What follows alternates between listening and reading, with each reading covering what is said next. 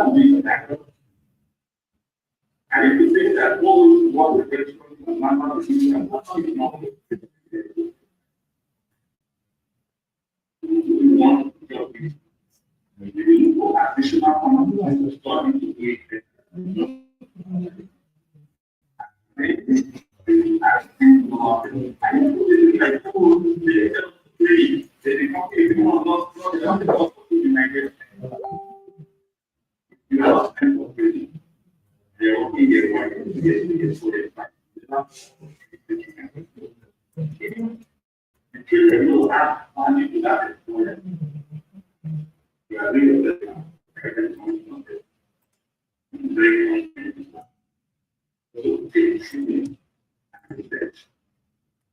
Very, very strong aspect. And when you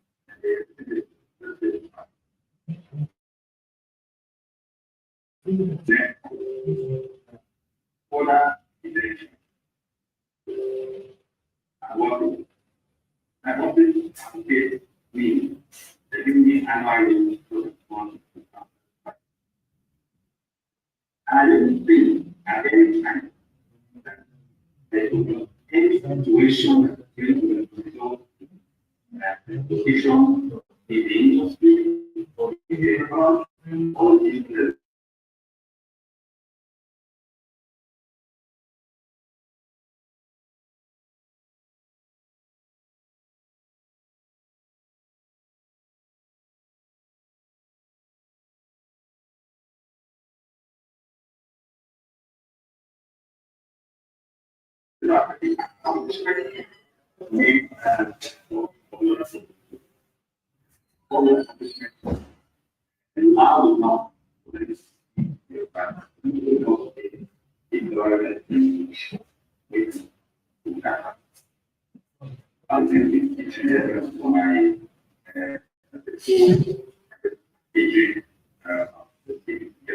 how to show value where you are working to the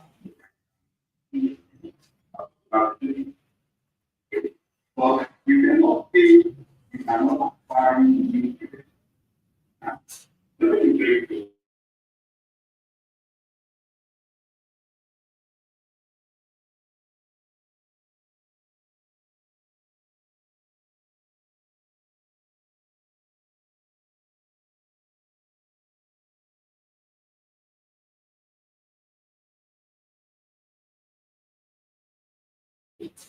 You have 1 or 2 trillion million. Then you don't have credentials. What a credential is that you have an initial training. You go for a training and at the end of the day, you have credentials. You don't have a credential. If you go to the FMMC, you are now called.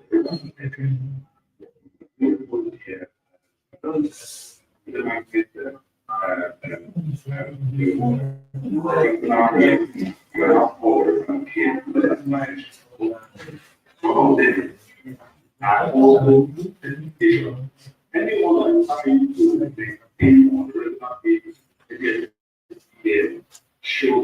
that you are active, show proof that you are very comprehensive in your networking, you are training and coaching others, show proof that you are taking additional training and so on and so forth. And then as they get on what they call PCD, not professional development fund, for each of those training and programs you perform, you also know that they are working on those education. So they are all credentials. So those that require maintenance and require issue and all certification. So they receive those. We are gathered together now. So as you are working your career, make sure that every 5 years that you are quite the child of training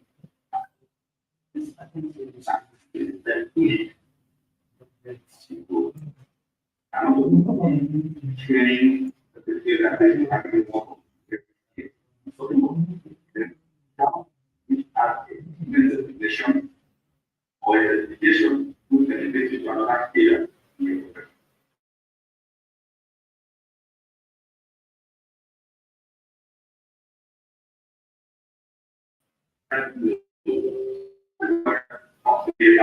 I rather go and do a master's degree, I rather go and do a PhD, and if they are not they can compare. What is it? And this is very easy. If about education, in global standard, if you did it in 5 days, in Lagos, in London, in New York, the experience which there are publications of the know that you are equal.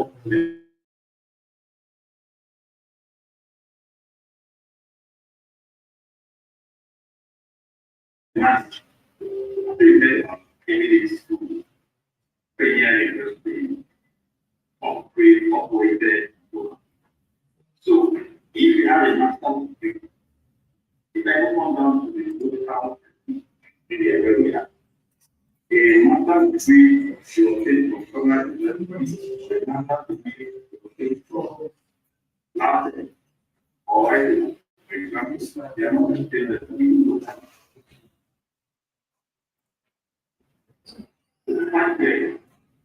The degree and itself have that of the benchmarking tools. So it usually the campaign with 3 days, 2 months, 3 months is very helpful.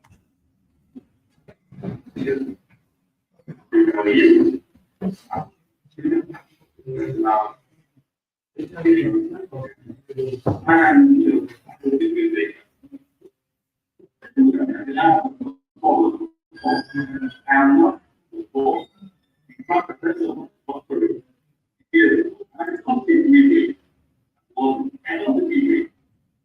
but I find every education is Chapter here. Chapter here is the one satisfied to all the credentials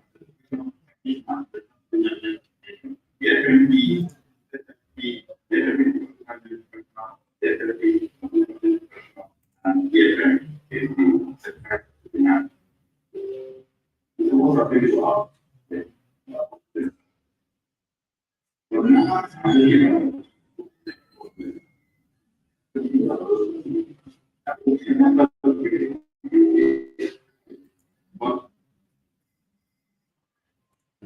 it did not work is going to calculate.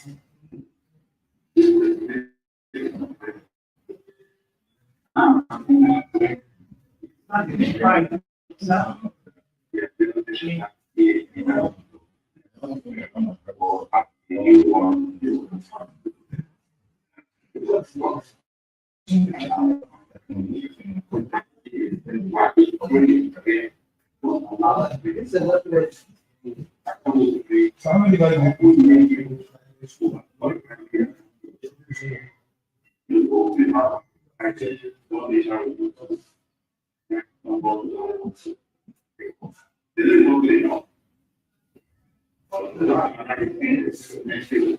I really want the best. Somebody else.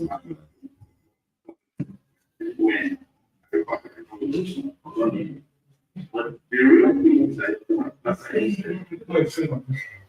not only important, this one.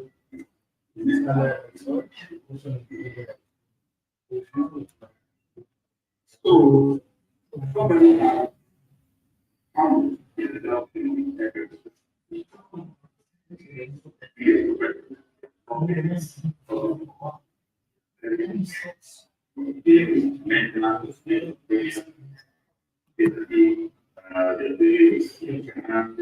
all of this trying to communication, people to identify for area.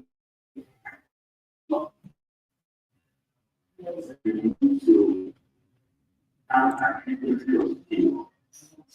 now,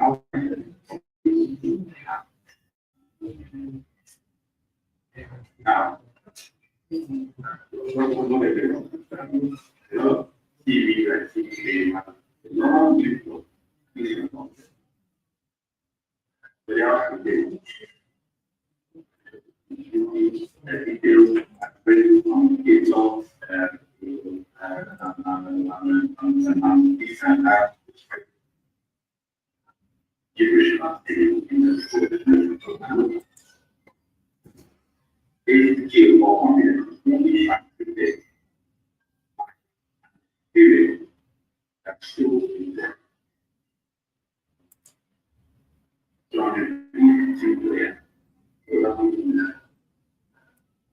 in what position and what activity and what kind of job outcomes that's where the market makes us you don't know how to department, knowledge, from skills, they need to repackage what you have and make strong statement where you go. So how do I make this? I'm making to know where you have to go. And you have to have that space. And you are completely for enough basic accounting. People are facing the challenge and we don't know how to create people very expression. How to prepare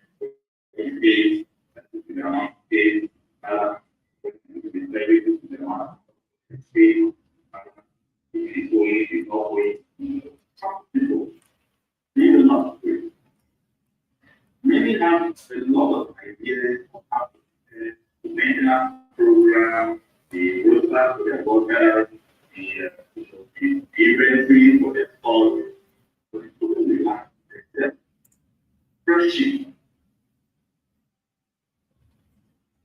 So they will shy away from these models identify the skills that you need to excel in the job place. Practice it out. Invest in them. Line and shoot people so you can there are people who are become more today, not before they call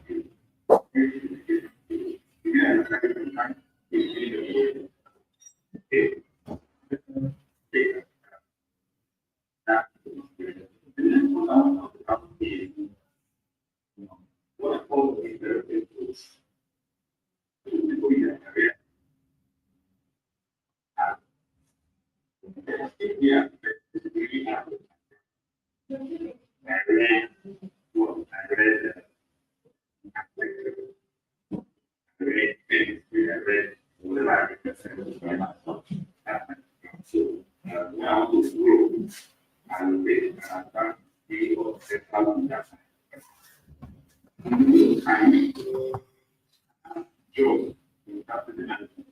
And the time I left work, I'm using my work feeling and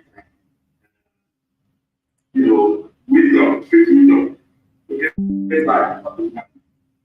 But I'm interested on my resources doing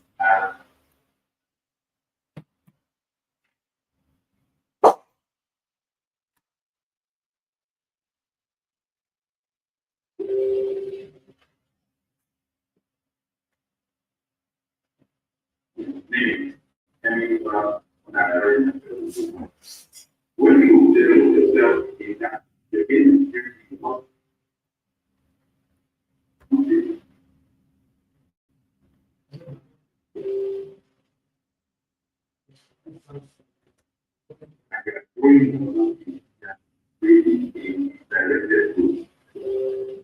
When you want to move on to the next level, that's the best way to want to without the experience, there is education and reading in the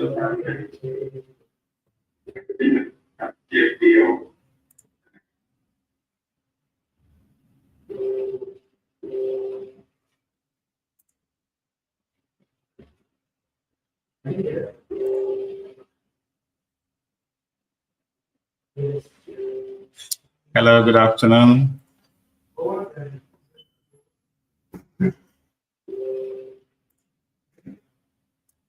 I hope my audio is okay and my video. I would like to start today's launch hour presentation.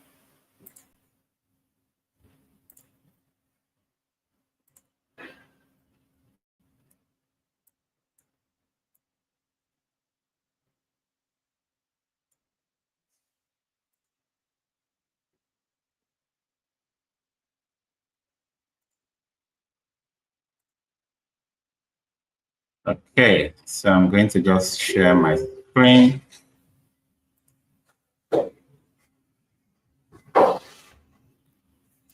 Today we're going to be talking about the levels of facility management. We're going to be looking at a life cycle model, a strategic framework, and then the levels of FM delivery. In this session, I'm going to be going through planning the development life cycle. I'm going to be looking at the big picture strategy model. I'm going to be looking at the levels of facility management practice. I'm going to look at the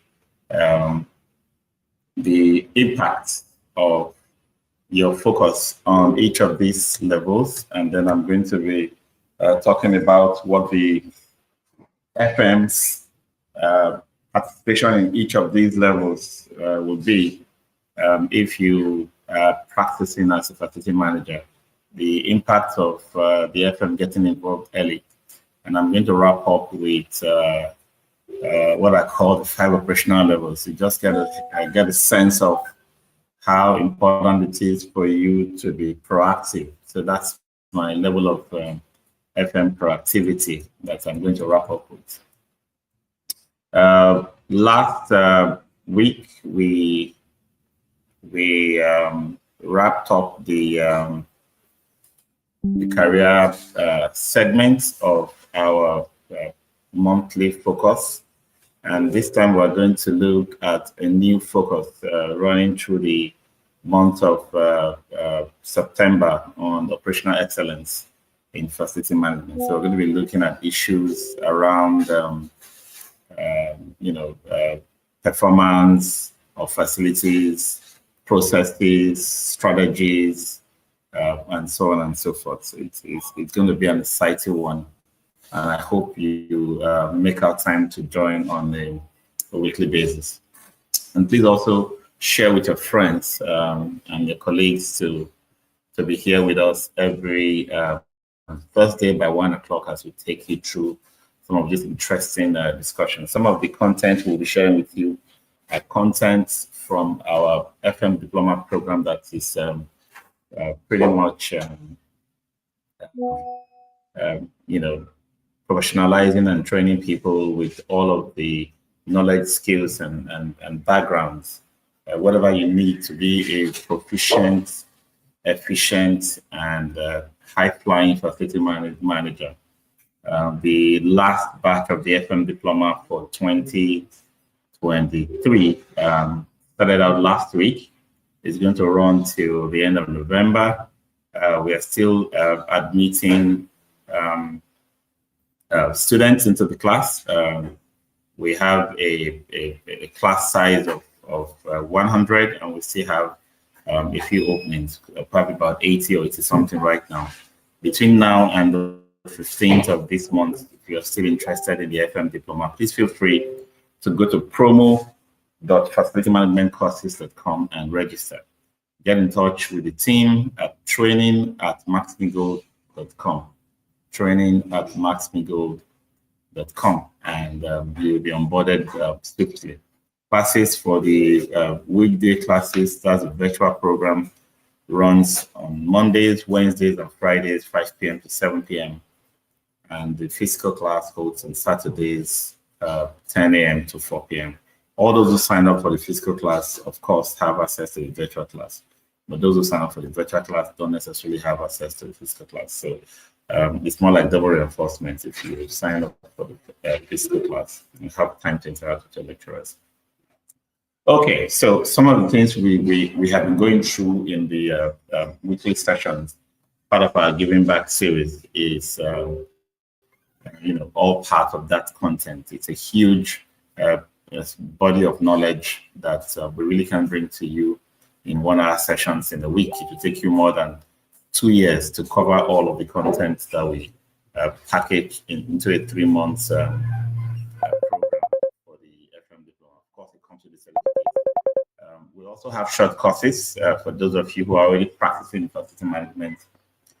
You want to, deepen your knowledge, get a certificate to back up your experience, but you can't afford the FM Diploma because of the price. It's going up to 500,000 in January, so the price is still not staying in one place right now because of the cost of doing business. You might want to take our short courses for less than 200,000. You can take a 3-day course on operations, 2 days course on maintenance or strategy, project management, and so on and so forth, and then get something solid in a quick way. All of these are available at facilitymanagementcourses.com. www.facilitymanagementcourses.com. That website is owned by Max-Migold and operated by us. So I've done an introduction of what we're going to be doing today. For those of you who are joining for the first time, my name is Paul Erubami. I'm the MD of Max-Migold Limited and the creator of the FM Diploma program. Even though we have, more than 10 faculty members who are part of delivering the lectures and developing the content, this is all brought together by Max-Migold and the amazing team at the training department. All right, so to today's session, the development cycle is what we're going to start with. How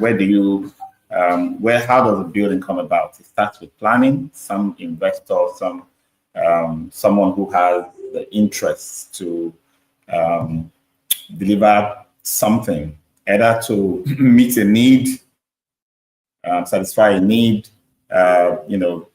take advantage of an opportunity, or to solve a problem. So that's the first thought. And then the person has the resources, calls his FM team, calls his advisors from from planners, surveyors, real estate developers, and so on and so forth, and comes up with an idea.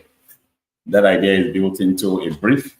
That brief is the document that details what problem we're trying to solve, what scale or scope are we trying to build to, who are our target audience, what type of infrastructure are we looking at, what kind of spaces are we looking at.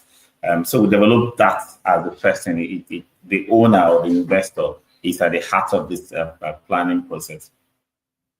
Sometimes it comes out of continuous planning, strategic facility planning, for an existing organization that needs to expand or that needs to go into new areas of business, or an organization trying to take on new client base and so on and so forth. So that's all what you are doing there. It goes into design. At design stage, you get engineers, you get architects, you get other design team members to take a look at the brief, look at the breakdown of the scope, look at the scale of the project has been proposed by the owner and his in-house team. And then you come up with a design. The design, architectural, has a set of drawings, structural, put the skeleton to that, and then the building systems, the design for building systems, electrical system, mechanical or air conditioning system, plumbing systems, fire security system, fire safety systems, and so on and so forth. You have designs for all of those. The idea of having designs for every type of building structure, building fabric, and then the building systems is to ensure that you can visualize, we can understand exactly what we are looking at, our interpretation of the scope or scale as produced in the brief from planning stage is clear enough, and we can communicate back to the owner and his in-house team the value of what we are bringing on board as the design team. With the design completed, a bill of quantities developed. What this does is to come up with a list of specifications, materials, labor, quantities, costs, and then all of those trying to fit into the budget, trying to pick items, materials that will meet the requirements, the life cycle expectation of the owners and the users. It's built into the dose of quality. And then a project plan is born, a set of contract documents are produced, master contractor, subcontracts for different aspects of the project. And then with the project plan, the contracts, the design drawings, then we move to the construction phase where builders take on the whole work. The designers stay on as consultants to advise and clarify while the builders begin the whole bringing to life from the paper and other digital formats into a physical structure that we see. During this phase, additional drawings are made to clarify issues, to construction drawings, blow up things, to throw more light and add details. You have variations, due to material and labor, that changes and requirements that needs to be redocumented and implemented. You have a series of templates produced for testing and commissioning by the design team and the consultants on the project. And then, as you complete this process, you come out with a set of as-built drawings, as-built bills of quantities, other statutory documentations and permits that were gotten through during the construction phase, and they all go into the next phase because they are all building up towards the handover to the FM. And so you have the testing where with a certain set of templates, checks are done to ascertain functionality, that every component and every asset built into the facility are able to work within the operating parameters set for them, or the expected thresholds. So that's what we are doing. You document against a certain range, upper and lower specification limits for each operating parameter, for each component, equipment, and functionality. Once that's done, the expectation is that if it doesn't pass, whatever doesn't pass goes back into the snagging process for repairs and reconstruction or replacement and so on, right before you go into occupancy. And then we now have the commissioning stage where we have adequacy, checks for adequacy, that it will meet the quantitative and qualitative expectations or design commitments of the end user. So in essence, even though it has passed functionality test, it needs to also pass adequacy tests so that you are sure that it will be useful. And so even if you have the means to do full commissioning because you can put in full load to experience the facility, fine. If not, then you can do continuous commissioning where that data is gathered from time to time to ascertain adequacy. And then what do you have in handover? Handover is documentation.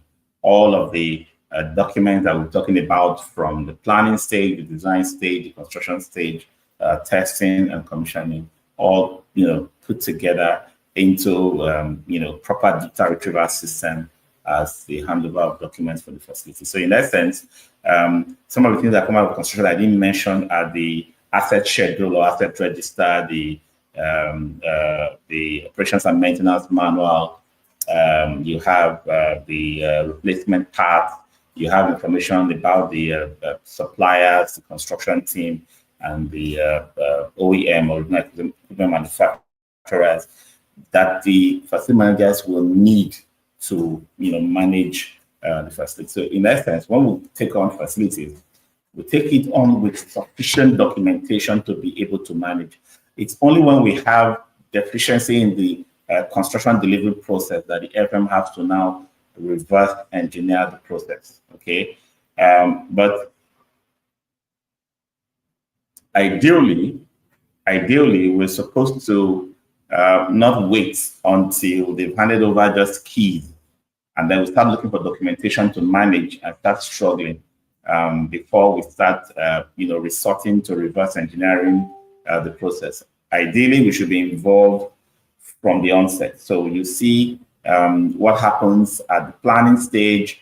It's mostly driven by the planning team, which is the owner and its financial team, and the FM. FM is also the major input from the FM, because capacity or inadequacy of what was existing is information the FM brings on board, scope information in terms of scale as well of our requirements. The FM also brings on board during the planning stage. During design stage, designers take on, the engineers and consultants are busy dealing this. The FM and construction team are given the input.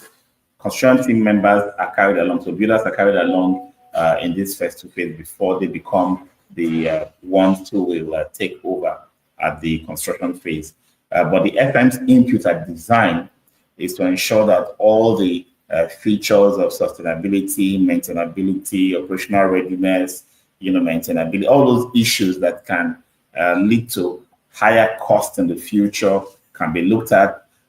Things that has to do with functionality, operational flow of activities, because the FM is supposed to be the one closest to the end users, and as such can represent the end users in the discussion of planning, systematic layout, for example, when they are doing those bubble diagrams and all of those special relationship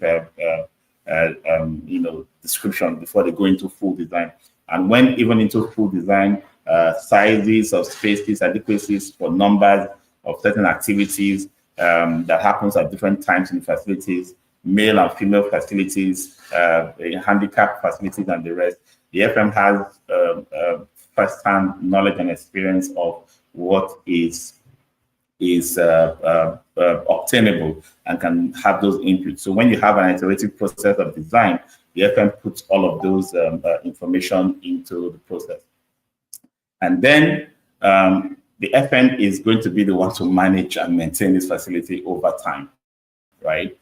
So let's look at the first aspect of operational readiness, operational cost, and the rest. There are certain things that might be built into the facilities that might make it difficult to do basic operations, basic cleaning operations, access for inspections, for example, draining, release of pressure, and so on, managing and controlling earthing risk or other risks related to the use of facilities.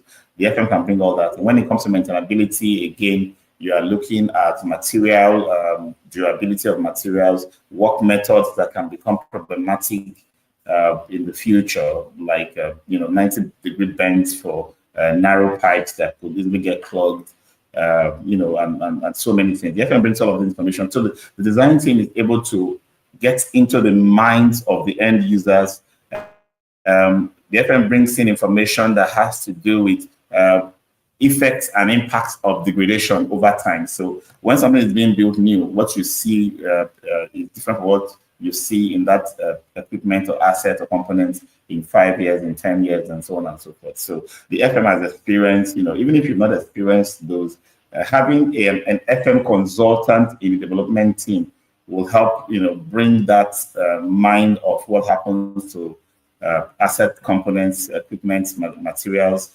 workmanship, as it ages. So the entire degradation curve is brought forward. You can now see and simulate what's going to happen to what you are trying to do. And you cannot make adjustments, choice of materials, choice of work methods, choice of equipment and components will be defined by this. Moving to the construction phase, the FM is also here helping to guide that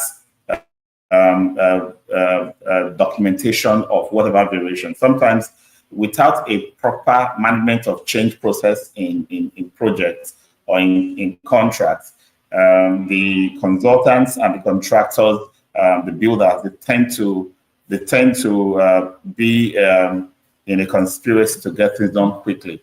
Sometimes the owners are even involved, right? They want to get it cheaply done. They want to get it quickly done.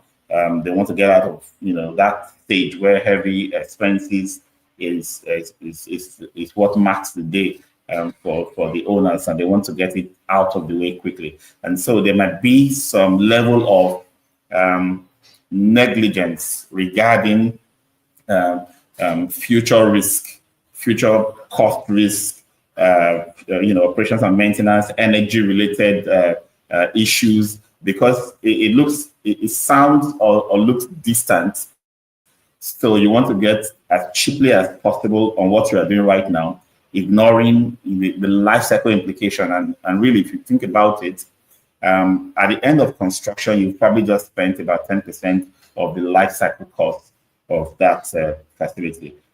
So if you're going to build to be able to use fewer personnel to operate and maintain, for example, that is a life cycle cost saving that it's shown to build well now, so you can require less people will be appreciated over time. If you're able to build now to reduce the cost of state assets to work at heights, for example, and all of those need for scaffolds and mechanical lifts and the rest that can become very expensive as you do them repeatedly and invest in those kind of assets or lease them over time, can become a big savings for you. So all of that knowledge on what we will be doing continuously, repeatedly for the next 50 to 100 years is brought in here, so that one, there's proper documentation of changes and variations. Two, there is a proper understanding of the implications of how to pick alternatives or options when doing change management, and then ensuring that the entire project is properly documented. The FM FM's job here is to ensure that the asset register, condition assessment, and all of those things that goes with the facility as it's being developed, operation and maintenance manuals, the commissioning and testing documentation are all done well, because those are all going to form inputs into the FM operation. It's going to help reduce costs. We won't have to reverse engineer the process of developing those information, because we have made sure they are properly done at the point of construction. And then testing comes with a set of templates, not just switching on and off things and seeing that they're working. Test has to be done. The testing procedures are defined. Testing templates are defined. When the tests are done, the results are recorded against certain upper and lower specification limits to see whether it's within range. If it's within range, that asset has passed testing. That documentation is important to the FM, because when he manages that facility going forward, he needs to be able to see how to continuously test to be sure the equipment or asset or facility is within the range of its expected use. And then the same thing with commissioning. The commissioning process is going to be largely driven by the FM, because if you're going to use live experiences, live loads, for example, people coming in to use the facility as part of occupancy activities, the FM is the one going to be capturing the data on adequacy, SD, emergency planning, stimulation of all kinds of drills with the facility, coming up with load calculations for different times of the day as people put on their devices on in the facility, and seeing what impact it makes on the equipment. For example, generating equipment, water production and storage and distribution equipment on the facility. So it's really mostly going to be driven by the FM. So I encourage FMs to learn more about how to commission built environment facilities, and that will give you an edge in the built environment, because once you have that knowledge and you're able to properly commission, what's going to happen is that you're going to have a facility that meets the needs that you and your users intend for it. And then hand over all of those documentation we've listed. There's a whole list of documentation. A few weeks ago, I think 2 months ago in the FM launch hour, we took the FM information system. We're going to have another session before the year runs out, so you can take a look. We're going to streamline almost 30 required documentation from construction to facility management during handover into about 10, between 10 and 12 items. So we're going to take a look at each of these items one by one, so you can get a sense of what to bring in as a list of items to be expected when you are taking over a facility. And this should not be coming in at the end, and that's why the FM shouldn't be brought in at the end. The FM should have this discussion already during design stage, so that while design and construction is taking place, those documentation, the format in which the FM will use them is the format in which they are being produced. So by the time you get into facility management, you develop the, you now have the asset register, you have the user requirements, develop the service specifications, service level agreements with the end users. And if you are going to outsource, you develop service level agreements and contracts with service providers. If you have in-house team to deliver services, you have the job descriptions with clearly defined key performance indicators that will lead to delivering services that meet the needs of the end users and the owners. All right, so let me quickly take a look at the strategic framework I talked about. If you are a facility manager or an aspiring facility manager, don't get carried away by what you see. You go to an FM site, you see the FM running around, switching on things, maintaining stuff, repairing things, apologizing to customers who have been disappointed, doing surveys.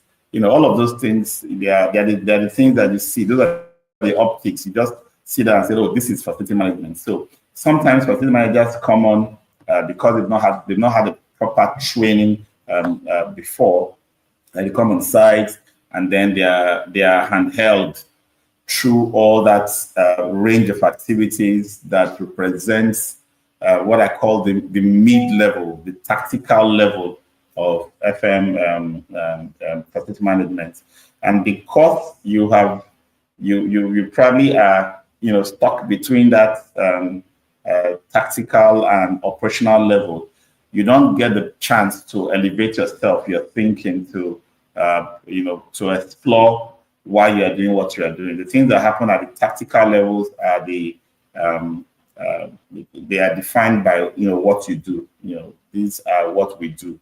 And then at the operational level, shop floor, this is how we do what we do, okay?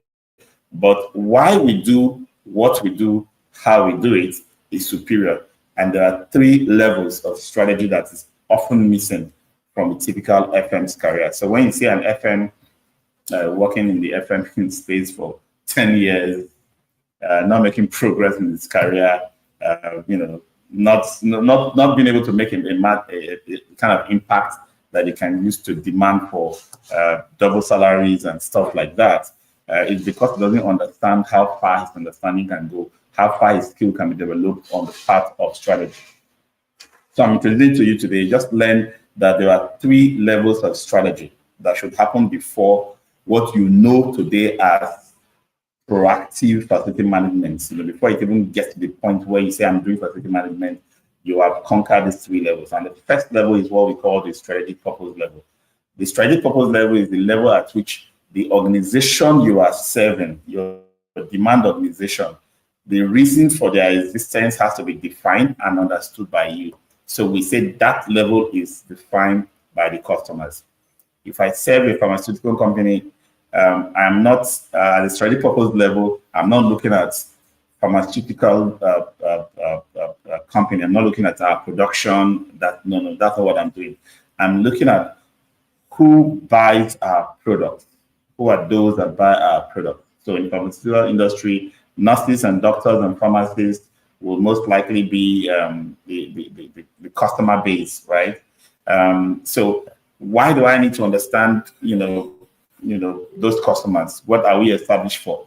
What kind of products do we provide to meet the needs of the choosing customer segments that our organization is going into? This is looking way above the business model, looking at why we even have a business model. So if the FM understands the kind of customers, the expectations of those customers from the business, we're not talking about from FM right now, because you are supposed to provide solutions to the business to help the business succeed. You are strategic enablers of the business, success to meet the needs of its customers. But for you to be able to enable that success, you must understand, the kind of customers, why those customers buy from us, issues that we might encounter that will make our customers to leave us, what we can do to make our customers to stay as a business. Now, the FM needs to understand and needs to use that understanding at its level of activity. Now we'll get to the first level of FM activity in a bit. After the strategic purpose level, which is the level of cloud, which the existence of the company is defined or the organization is defined, we now get to the strategic planning level. This is where the organization as a whole, as a management, as a top level, comes up with a corporate strategy. Corporate strategy will include information about the strategic objective, what's our vision, what's our mission. Let me just give a little bit of a primer to this. Because you are trying to meet the needs of a certain customer class or segment, you need to be perceived in a particular way.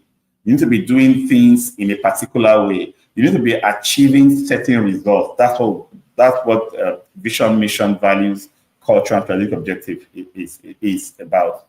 So to attract those customers, to serve them, to get them to pay, for example, we need to have a vision. A vision is our end point, what we are building towards. Do we want to be their preferred? Do we want to be the biggest? Do we want to be the fastest? Do we want to be, whatever we want to be is our vision as an organization. The FM does not define this. The founders, the organizational history, they define what the vision is. They also define the mission. The mission is your the way you want to be perceived as an organization. In this case, you are looking at, again, aligned to your customer base, right?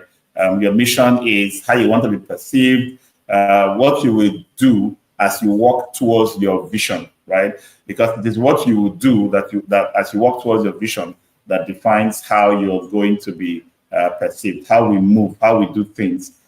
We indicate that in our mission. And then we translate that into 2 things. We have the values. The values is our swag, our, I'll say what's important to us, our principles. That's our values. And then our culture is what is how we implement those principles, how we relate to each other, how we relate to the all stakeholders. What is in the air that we really can't define. So when we define values, culture becomes the way we show it. Okay, we can write down a series of values as our principles, but we may not be able to write down what our culture is until we start implementing our values. It's how we implement our values that defines what our culture is.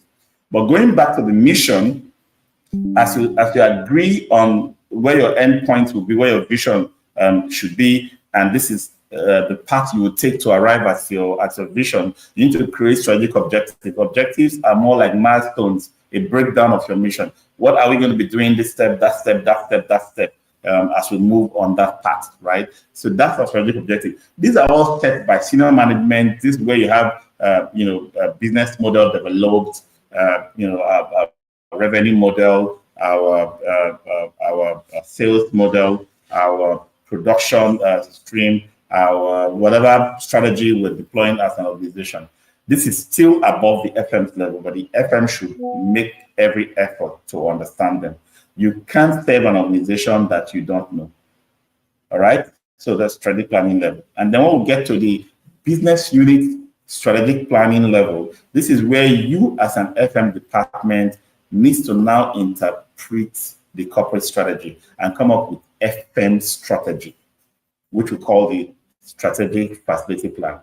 The strategic facility plan and the facility master plan or real estate master plan are two key strategies that are high level, big picture view of our organization with regards to the assets and property they have, how the assets meet current needs, and how the assets need to be upgraded, expanded, increased, contracted, whatever the case may be, as we are tailing or tracing the organization's path to its next level. So if I can see where the organization is going in its strategy and in its history, I can forecast what the facilities need will be, and I can now make such projections to be able to deliver on such facilities needs.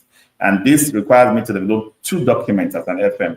One is a strategic facility plan, which is more like your real estate Bible. Is your is a document that provides the reasons, rationale for making decisions regarding real estate and property.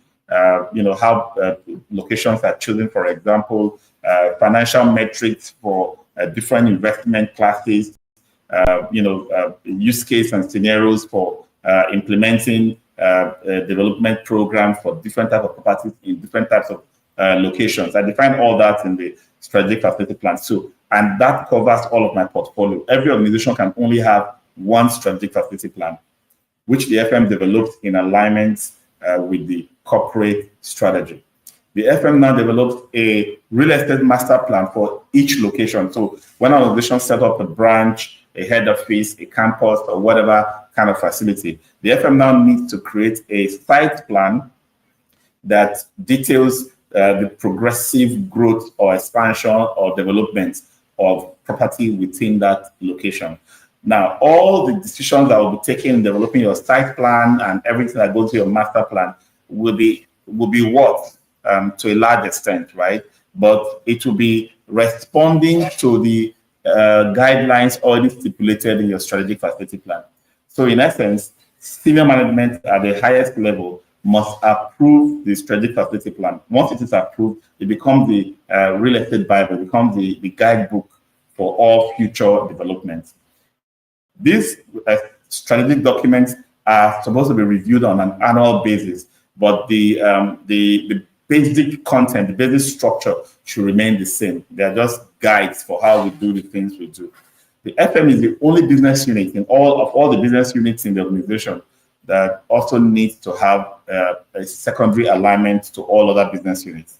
As you develop a strategic facility plan that aligns with that of the entire organization, you also make sure that it also aligns with the business unit. Because if I'm to make sure the corporate strategy is achieved, I know that the marketing team, the IT team, the production team, operations team also have strategic directions they are trying to go in order to meet the needs of the organization.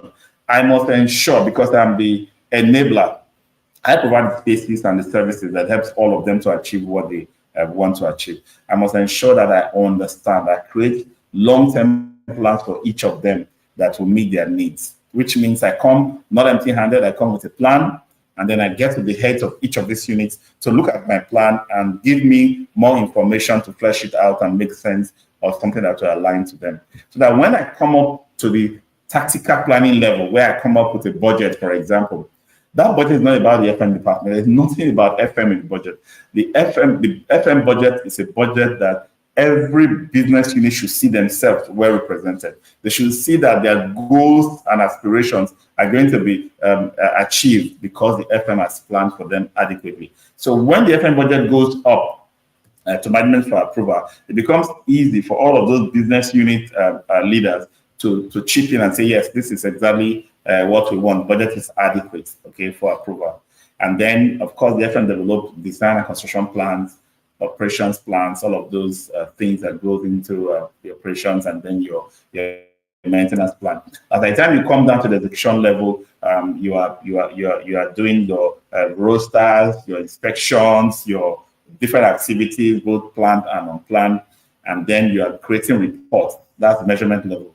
Those reports include the reports that you develop for management information regarding key performance indicators compliance, service level agreement compliance. You're also doing surveys of your end users to see how you are meeting their needs and how they perceive the success or achievements you are providing for them. And all of that information is being analyzed, and then you get to the feedback level where you are checking back at different levels to find out, are the strategies adequate, are the results what we expect, our implementation approach, is it the best, and so on and so forth. Are we meeting the needs of the end users and management? So if you take a look at this big picture, we'll be talking about 7 levels. Most people are at the execution level. That's where they wake up, start their career, and that's where they end their career. So they never get to rise. Many have never gotten a chance to develop a budget for next year, come up with design and construction plans, write bills of qualities for work that needs to be done, come up with maintenance program that includes both preventive, predictive, and run to failure or reactive maintenance approaches for different assets. Many have not created operations plans, have not come up with health and safety, different things that helps to make the facilities functional and useful for the end users. We fail to that extent if we have not done these things I'm describing, staying only at the operational, right? But if we've done them and we are still doing them without having a strategic facility plan, then we're also failing as well, because our impact and our reach is only limited because we know what and how, and we're missing out on why. So in essence, let's break it down to what kind of activities are you performing at the various levels. At the strategic level, you are carrying out strategic facility planning, what I've just analyzed in such detail. You are doing asset lifecycle management, where you are putting your assets register in place, and you're looking at their useful life, remaining useful life, expected replacement dates, and so on and so forth, so that you have the particular year you've already planned for when a certain asset will be replaced, right? And you can plan. This is beyond budgeting now. This is not budgeting. Budgeting is tactical, but this is more like long-term replacements plan. When I'm going to replace my interlocking tiles, my roofing sheets, my windows and doors, my floor tiles, when are they going to be due? Do I have a plan? That's it. Asset lifecycle planning, business and improvement, sustainability considerations, energy efficiency, emergency preparedness, risk management, and so on and so forth. Those are the things I'm doing at the strategic level. At the tactical level, I'm taking care of of course, I've talked about budgets for operations and maintenance and capital projects. So I'm also talking about space planning, move, add, and change projects, all the projects that I do to bring about improvements, one-off improvements. And then I have the operational level where I'm doing my routine inspections, reporting using different templates and spreadsheets, data analysis, operational and maintenance execution activities. If I do very well at the strategic level, the impact from taking such very fantastic decisions and implementing them at the strategic level is huge in terms of the impact of facility management results. So my performance, cost efficiencies, effectiveness of FM service delivery is bigger, at the if the strategy is focused on. So in essence, if you look at this charts, it says if you are focused exclusively at the operational level, doing the day-to-day things, running helter-skelter, all the things we do to just make sure that there are no issues, or when issues arise, we're solving problems and so on and so forth. We are producing very minimal impact. If we're able to do the tactical planning that includes a one-year plan, that means we're, averagely proactive. We can see a little bit ahead. We're making average impact. But when we are able to do long-term, real strategic planning at the higher level, then we are having the highest level of impact. And if you ask me as facility manager, if you see your career as that of opening doors, closing doors, sweeping the place, cleaning up, and doing things like that, you stay purely at the operational level.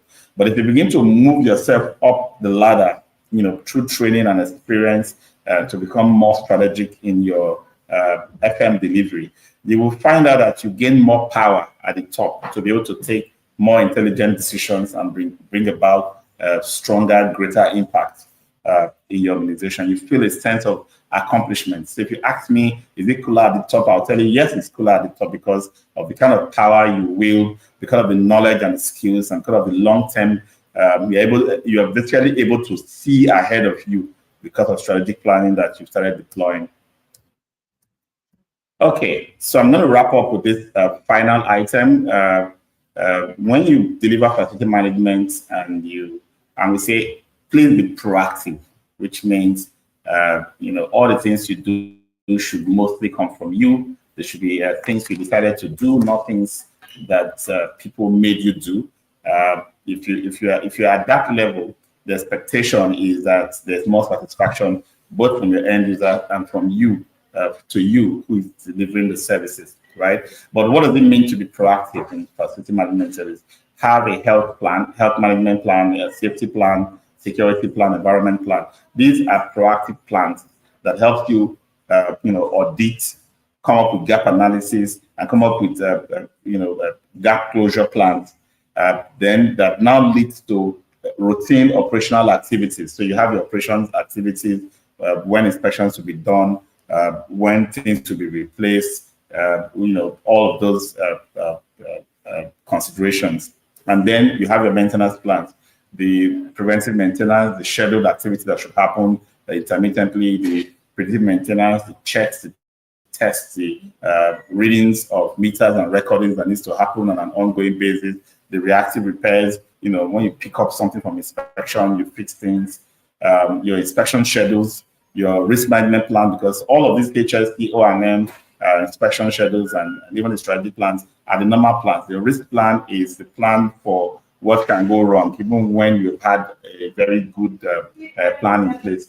Imagine having a full knowledge of everything that you should be doing, and also having what I call an anticipation of different aspects of things that can go wrong, and ensuring that you have an overlay, what we call a plan B, for example, that overlays that, so that if something happens that is going to disrupt your normal plan, it doesn't come to you as a surprise. It doesn't come to you as something that, oh my goodness, this is an act of God. This is a disaster. It's an emergency, and so on. It doesn't come to you as a surprise because you already have that secondary plan that addresses it. Okay, and then you have your. If you're operating at that level, let me tell you how you know you're operating at that level. One. More than 80% of all the activities you perform, you carry out, will be things that you laid out to do. Nobody asked you to do them. You already laid out to do. The number of things people are asking you to do, at the request level are few. Okay, so if you're able to achieve 80-20 proactive to request, or 70-30, I can say, okay, fine. So, and most of those request items will probably management mandate. They will not be things that come from customers, your end users. Management mandate, your bosses, internal discussions around the next steps of things to do. Those can be the 20%. And that's because you plan carefully and you are following your plan, meticulously, that people don't even have a reason to come and meet you to ask for anything. Before they turn around, before they blink, things are already in place.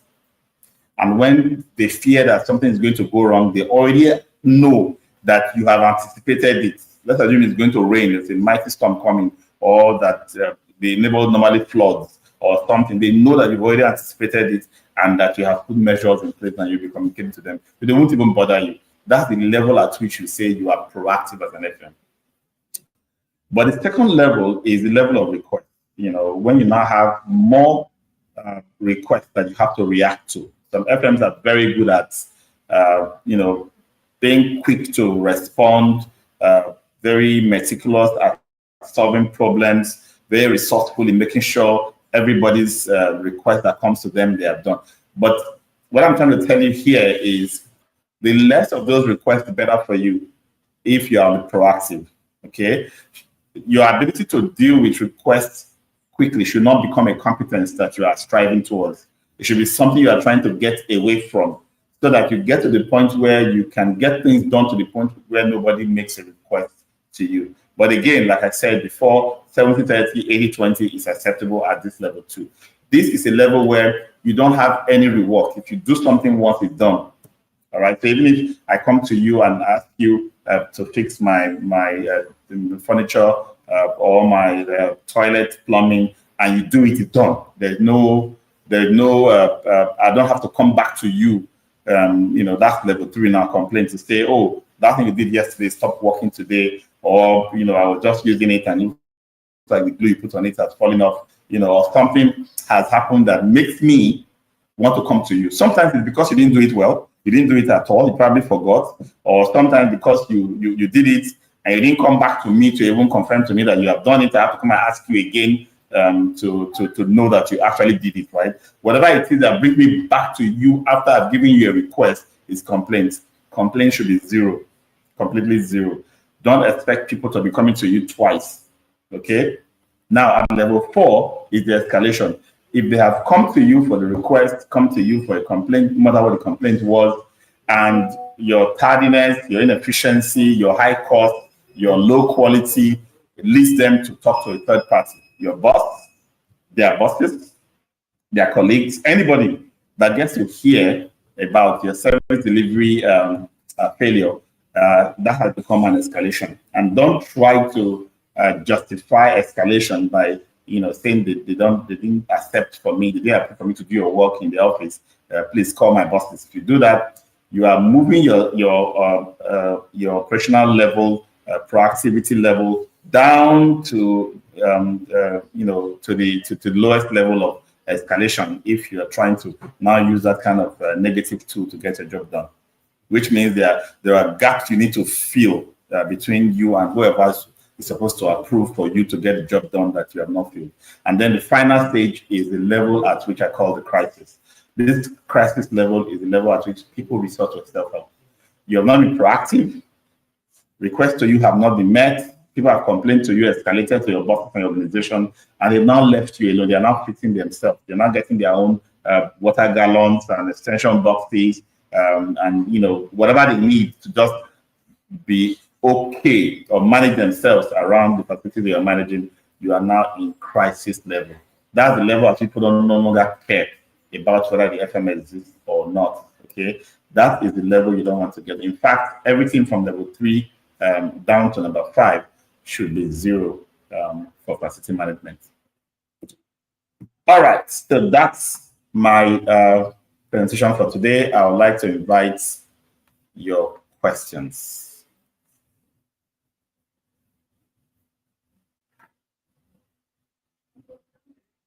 I'm monitoring the questions from the Telegram app. So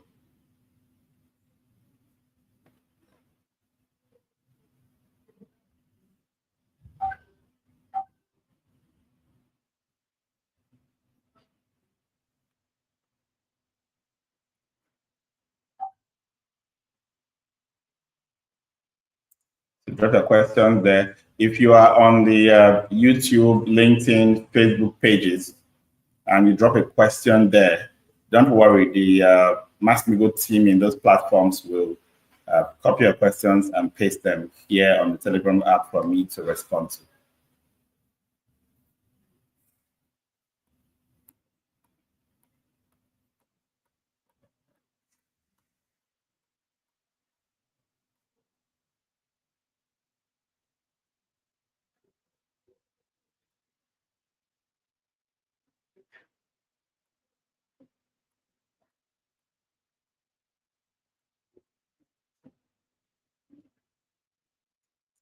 All right, well, I'm still looking forward to your questions.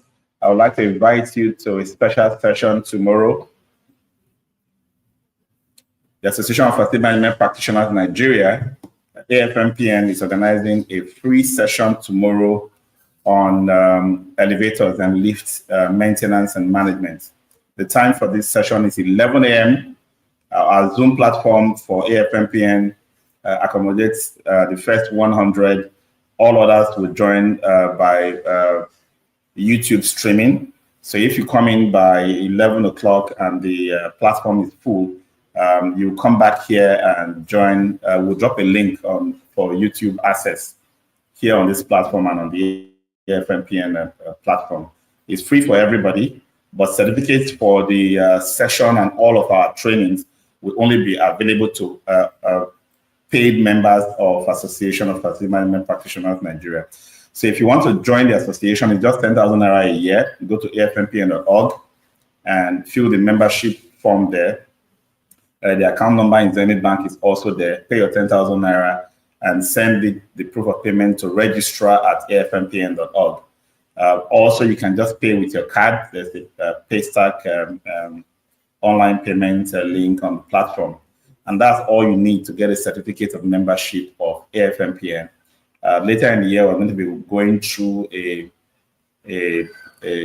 membership classification so that if you have an official training in FM, like the FM Diploma and FMP, CFM, SFP, any of those qualifications, you could now be upgraded to a full member of the association, and all others will be at the associate level until you gain requisite recognition for that status. Okay.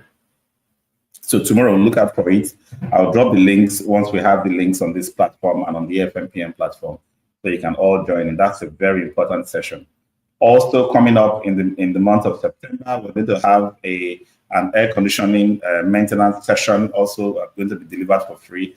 This time it's going to be led by the Daikin air conditioning group, one of the best air conditioning brands around. They have an extensive network, and they'll be taking us through a series of virtual and physical training for members, for paid members of AFMPN. So please take advantage of these. The elevator training tomorrow is going to be handled by both a maintenance organization MD as well as a regulatory authority for the elevator business in Nigeria, in Lagos, coming on board.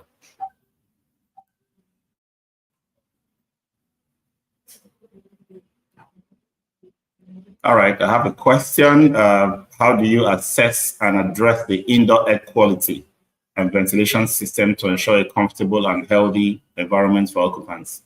All right, that's a good one. So indoor air quality. So let's start by saying there's what we call the indoor environment quality. The indoor environment quality is the ambience that people experience within the space. And that includes temperature, which is the most prominent. This is the one that people are mostly concerned about, right? And temperature is easily discernible, right? If you have a thermometer, you can know the temperature, the ambient temperature that's comfortable. So that's the easiest one. The next component of indoor environment is your humidity. High humidity has a way of affecting people because it harbors a lot of spores and other unhealthy situations in your spaces, right? So you deal with humidity. There is the humidity testing or checking equipment. Sometimes you just get them built into a wall clock. You go to the market and you buy a wall clock that has both a temperature reading and a humidity reading scale on it. So you can actually see not just the time, but also the temperature and the humidity. And then the other one that you need to look at is your CO2. Your CO2 level, because we breathe in oxygen and give out CO2, once your oxygen level in a space becomes diminished or reduced, you now begin to have more CO2 in that space. So they're also testing kits or checking kits for CO2. And then you now have dust and other pollutants in the space. Most of the time, we just know when there is dust in the environment, when there are other pollutants like odors, when there are other pollutants like smells, aerosols, and the rest. Sometimes it's difficult to also know because your nose has adjusted, acclimatized to, that bad environment. So there are also particle testing systems. Sometimes we take air samples, take it to the lab for evaluation. You can also have portable air testing kits in your facility. And then you have to clean your spaces. Most of the time, indoor environment issues all have boil around cleaning. Effective cleaning will help take care of your indoor environment. But again, if you want to be more scientific, get the testing systems. The clock that has the humidity and the temperature will take care of 3 out of that, and then you have a CO2 testing kit. Some of these things may not be too expensive, but please make the effort to look out for them, okay? All right. So that's it's 2 o'clock, and thank you so much for your time on this session. We're going to end this session. If you have further questions, please drop them here. I'll respond by text or typing in the group. Have a good day. Bye. See you next Thursday.